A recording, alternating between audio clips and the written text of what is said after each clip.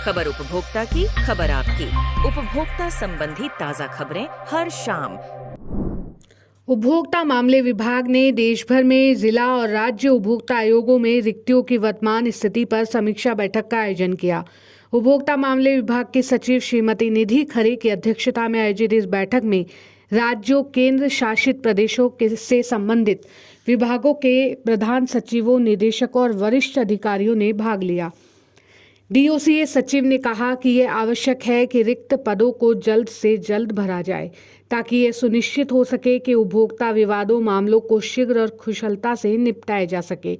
उन्होंने देश भर में उपभोक्ता आयोगों में रिक्त पदों को भरने के लिए योग्य उम्मीदवारों की नियुक्ति में तेजी लाने की जरूरत पर बल दिया। सचिव ने सभी राज्यों और केंद्र शासित प्रदेशों के प्रतिनिधियों से इन पदों को भरने को प्राथमिकता देने का आग्रह किया। उन्होंने कहा कि उपभोक्ता आयोगों का प्रभावी कामकाज उपभोक्ता अधिकारों की रक्षा और सेवा मानकों को बनाए रखने के लिए महत्वपूर्ण है।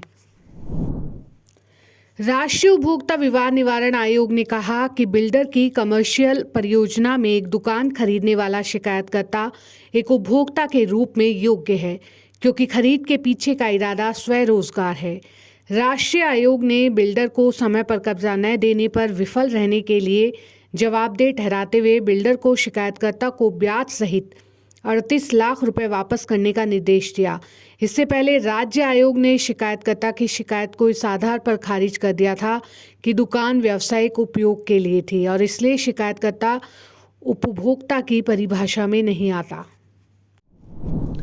भारत दुनिया के सबसे बड़े मसाला उत्पादक और निर्यातक देश के रूप में जाना जाता है।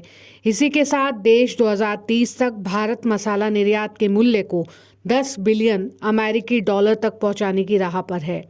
वित्त वर्ष 2024 की पहली छमाही में भारत का मसाला निर्यात 17,488 करोड़ रुपए पहुंच गया, जो कि सालाना आधार पर 1423 करोड़ रुपए की वृद्धि को दर्शाता है।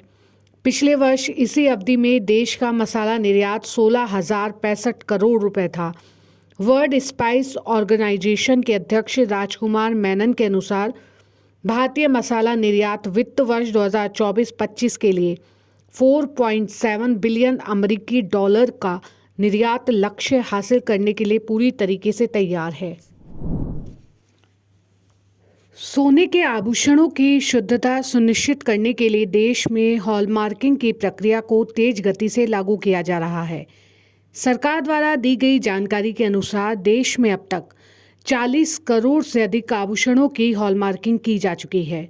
उपभोक्ता मामलों के मंत्रालय ने जानकारी दी है कि प्रतिदिन 4 लाख से अधिक सोने के आभूषणों को हॉलमार्क किया जा रहा है। हॉलमार्किंग सोने और चांदी के आभूषणों की शुद्धता और गुणवत्ता का प्रमाण है।